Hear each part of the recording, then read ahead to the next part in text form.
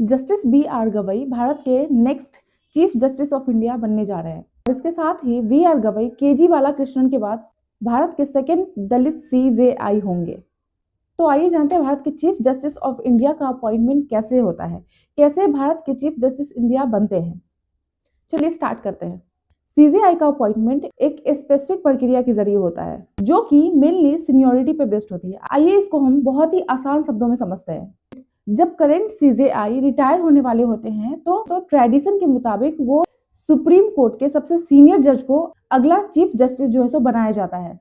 या फिर नेक्स्ट होता है कि जो करंट में सीजेआई है, चीफ जस्टिस ऑफ इंडिया है, वो रिकमेंड करते हैं अपने सक्सेसर को कि वो किसको जो है सो नेक्स्ट सीजेआई बनाना चाहते हैं।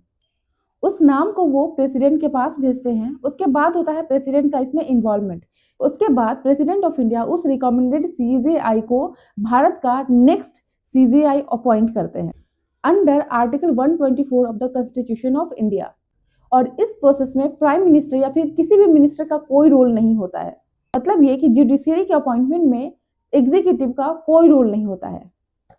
ये सीनियरिटी का प्रिंसिपल जो है ये एक कन्वेंशन है, ये धारणा है। कॉन्स्टिट्यूशन में कहीं नहीं दिया गया है कि सीनियरिटी के बेस पे जो है सो सीजेआई को बनाया जाएगा। अगर किसी सीनियर जज को स्किप किया जाता है तो इसमें जो है सो कंट्रोवर्सी हो सकती है, जैसा कुछ रेयर केस में हुआ है जब सीनियर मोस्ट जज को भारत का सीजेआई नहीं बनाया गया था। सबसे फेमस और कंट्रोवर्शियल एग्जाम्पल था 1973 में केशवानंद भारती केस, जिसमें कि जस्टिस एएन रे को भारत का CJI chief justice of India बनाया गया था, जिसमें 3 मोस्ट सीनियर जज को स्किप कर दिया गया था और एएन रे को जो है सो भारत का चीफ जस्टिस बना दिया गया था। और उस टाइम भारत के 3 सीनियर जज, जस्टिस सहलावत, जस्टिस हेगड़े और जस्टिस ग्रोवर, ये तीन सीनियर जज थे। इनको स्किप करके एएन रे को चीफ जस्टिस ऑफ इंडिया बना दिया गया था। उसके दिन तीनों जज ने मिलकर के इस्तीफा दे दिया था। ये भारत के इतिहास का सबसे काला दिन था, जुडिशियरी के इतिहास का सबसे काला पन्ना था। आखिर ऐसा क्यों हुआ था? ये कंट्रोवर्सी उस टाइम क्यों हुई थी? ये डिसीजन 1973 में केशवानंद भारती केस के तुरंत बाद आया था। इस केस में सुप्रीम कोर्ट के जज ने यह कहा था कि पार्लियामेंट कॉन्स्टिट्यूशन के बेसिक स्ट्रक्चर को नहीं बदल सकती है। और जस्टिस एएन रे इस जजमेंट पे अलग मत रखते थे। उनका कहना था कि पार्लियामेंट के पास ज्यादा पावर होना चाहिए। और इस बेसिस पे इंदिरा गांधी सरकार ने जस्टिस एएन रे को प्रमोट किया और भारत का अगला चीफ जस्टिस ऑफ इंडिया बना दिया गया।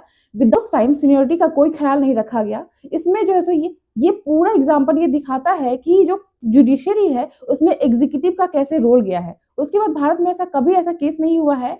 और इंदिरा गांधी ने ये इसलिए किया कि वो अपने मन से जो है सो चीजें चला सके इंडिया में उस टाइम में। और उसी टाइम और इंदिरा गांधी जो है सो केशवानंद भारती का केस जीत जाती हैं।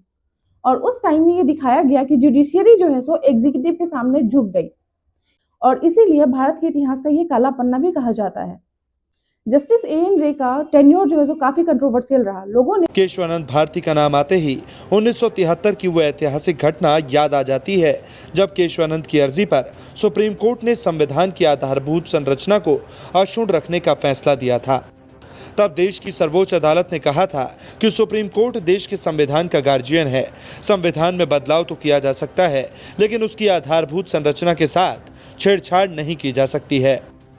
इस फैसले का निष्कर्ष ये निकला कि संसद के पास संविधान को संशोधित करने की शक्ति है, लेकिन ये तब तक ही प्रभावी होगा जब तक संविधान के मूल ढांचे में किसी तरह का बदलाव न किया जाए। लोगों ने उस टाइम जुडिशियरी के इंडिपेंडेंट पे काफी सवाल उठाए और इसी इंसिडेंट ने भारत में सीनियरिटी का कॉन्सेप्ट आया जुडिशियरी के अपॉइंटमेंट पे, सीजेआई के अपॉइंटमेंट पे। और तब से आज तक सुप्रीम कोर्ट की क्रेडिबिलिटी बनाए रखने के लिए सीनियरिटी का कन्वेंशन फॉलो करते आ रहे हैं।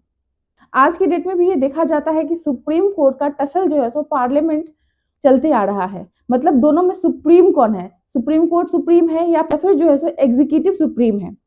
अभी हाल ही में सुप्रीम कोर्ट ने एक बड़ा फैसला लिया जिसमें कि प्रेसिडेंट के पॉकेट वीटो का अधिकार छीना गया। मतलब प्रेसिडेंट के लिए कुछ डेडलाइन सेट किए गए कि प्रेसिडेंट के पास कोई भी बिल सिर्फ 3 महीने तक रह सकता है। 3 महीने के अंदर उनको ये बताना है कि वो साइन करेंगे या नहीं करेंगे। उसके बाद वो बिल नहीं रख सकते हैं, जो कि अभी तक में ऐसा कुछ डेडलाइन नहीं था। प्रेसिडेंट चाहे तो अनिश्चित काल के लिए अपने पास बिल रख सकते हैं। और इसी पे भारत के वाइस प्रेसिडेंट जगदीप धनखड़ ने यह कहा कि सुप्रीम कोर्ट जो है सो प्रेसिडेंट के मामले में इंटरफेयर नहीं कर सकते हैं। सुप्रीम कोर्ट का कोई हक नहीं बनता है कि वो राष्ट्रपति को डेडलाइन फिक्स करे या राष्ट्रपति के ऊपर सवाल खड़ा करे। तो ये वीडियो आपको कैसा लगा प्लीज कमेंट करके बताएं। ऐसे ही फैक्ट के लिए मुझे फॉलो करें, मेरे चैनल को सब्सक्राइब करें। मिलते हैं मैं आपसे नेक्स्ट वीडियो में, तब तक के लिए जय हिंद।